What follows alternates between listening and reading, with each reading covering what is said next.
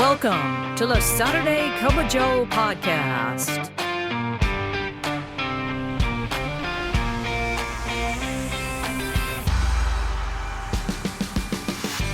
This podcast is dedicated to EAS employees of the U.S. Postal Service and members of the National Association of Postal Supervisors. So, pour yourself a cup of coffee and join us for today's episode. And now, here's your host, Robert Wakefield. Good morning, Branch 32, and good morning to all of our EAS friends across the country, and welcome to the Saturday Cup of Joe podcast, presented by the Nashville Post Office Credit Union. I'm your host, that's right, the guy who puts this together, President of Branch 32, I'm Robert Wakefield. Thank you so much.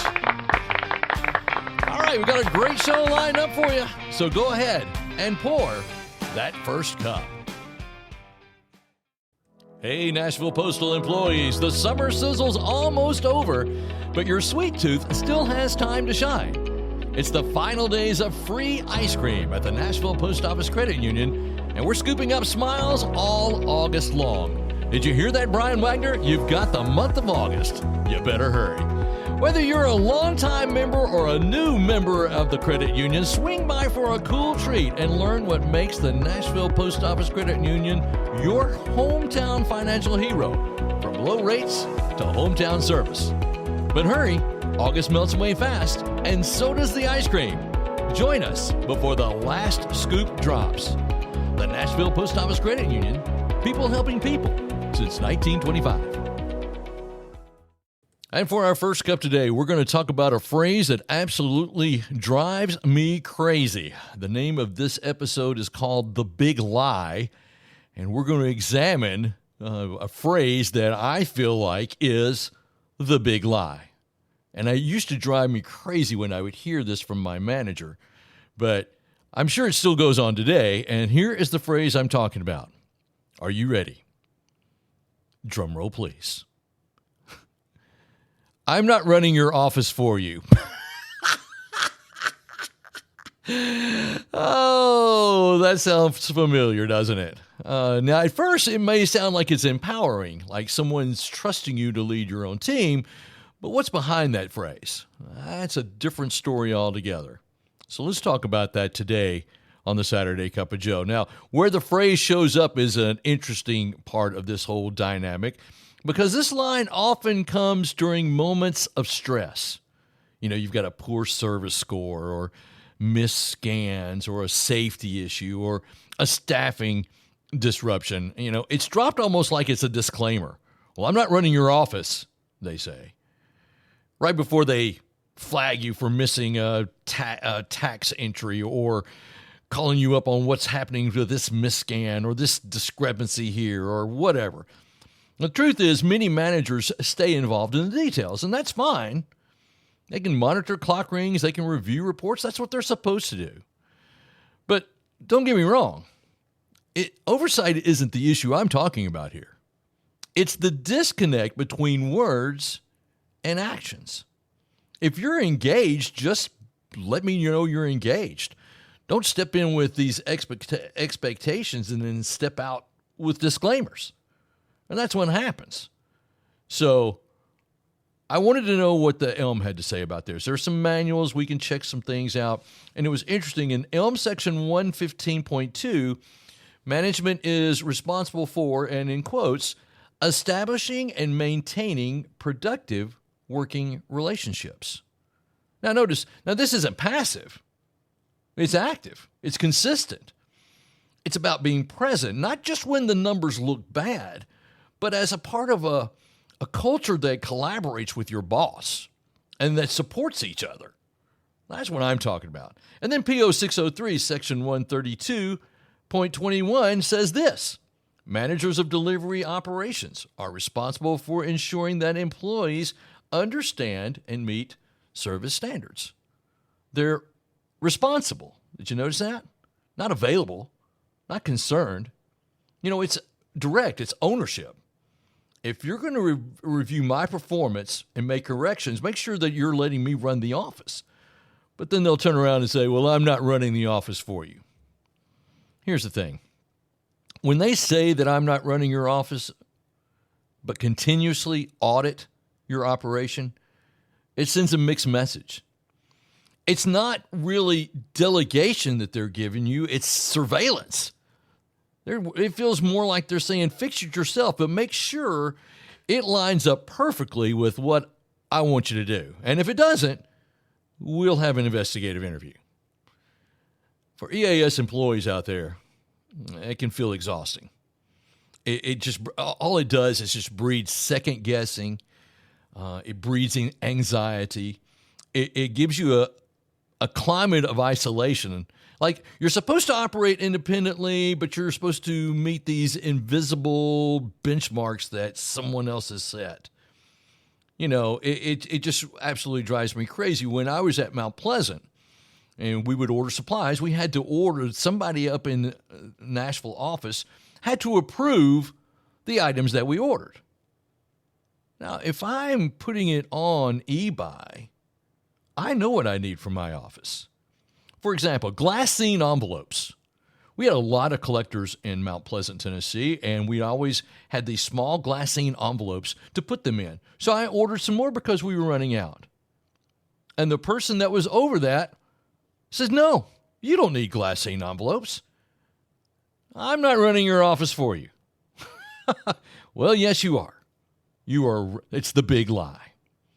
Now, here's the real cost of the phrase. It's the kind of leadership language, it just confuses expectations, but the big thing that it does is it erodes morale. It just creates this rift between spoken trust and actual support. It turns supervisors into solo players, while managers, they remain deeply involved in every move, but they just do it quietly. And worst of all, it'll tell a dedicated supervisor, you're on your own. Well, that phrase, intentional or not, becomes quite the withdrawal of support when mistakes are made. So, what's the fix? What can we do about this? What are some of the things that we can talk about here?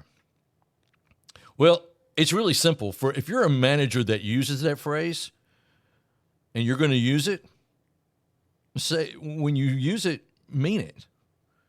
If you're involved, be involved.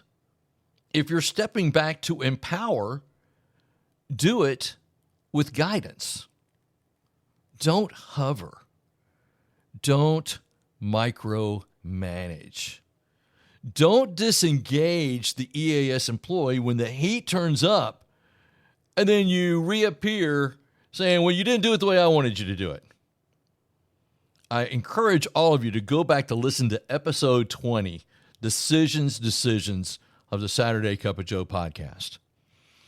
We are empowered to make decisions at the local level. And the minute you make the decision wrong, well, they want to talk to you about that. And as I've said many times before, you are one wrong decision of receiving discipline. It's just an incredible world that we're working in right now.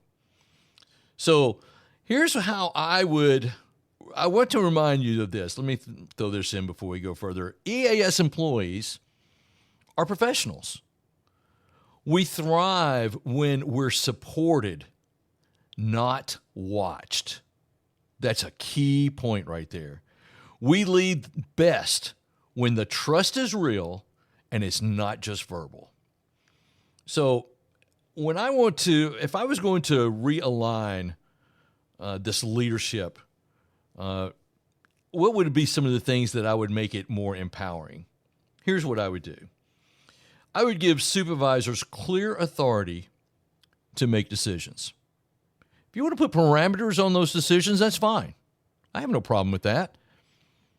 But I trust my supervisor to make the decisions best for the Postal Service and my customers. Let them do that.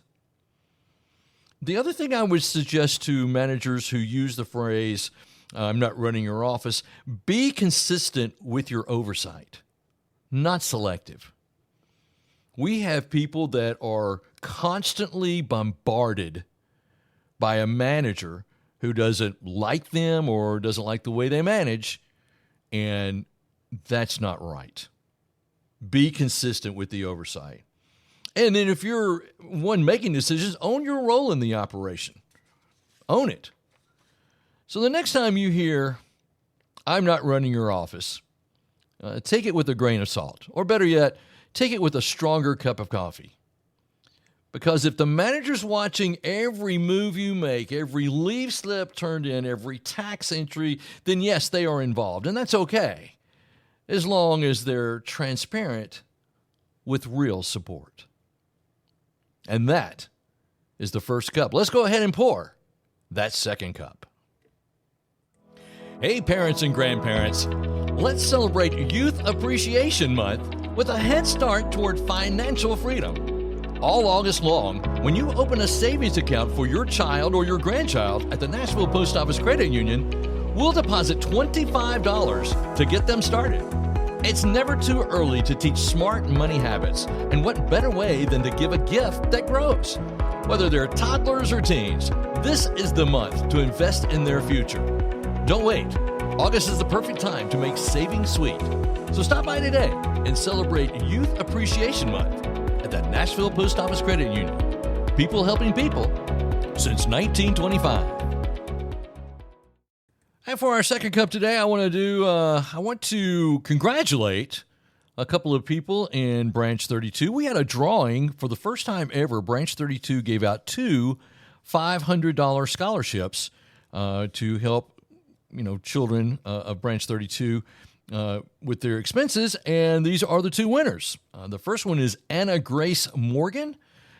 She is the daughter of Richard Morgan, who is a Branch 32 member. Anna Grace is going to Middle Tennessee State University. So congratulations to Anna Grace on that. And the other winner is Brianna D. London, who is Geneva London's daughter. Brianna is going to Capella University. So congratulations to those two for winning the scholarships. Now, next year, Branch 32, we're going to do the same thing. If you've got children or grandchildren that are in college or going into college, be sure to enter in for the drawing. We draw out two names and award two $500 scholarships. So I wanted to congratulate those here in the second cup. Our next Branch 32 meeting, by the way, is going to be August the 26th at 6 p.m. at the Nashville Post Office Credit Union. And I am going to do something for this next meeting, and I want people nationwide to do this too. I want to declare that August is our non-member acquaintance month.